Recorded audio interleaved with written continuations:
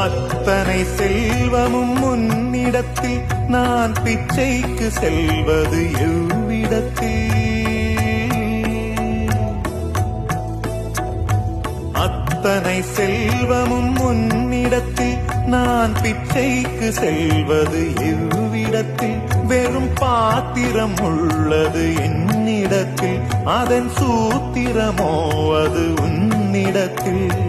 ஒரு முறையா இருமுறையா பல முறை பல பிறப்பெடுக்க வைத்தாய். புதுவினையா பழவினையா கணம் கணம் தினம் என்னை துடிக்க வைத்தாய். பொருளுக்கு அலைந்திடும் பொருளற்ற வாழ்க்கையும் துரத்துதே. உன் அருள் அருள் அருள் என்று அலைகின்ற மனம் இன்று பிதற்றுதே.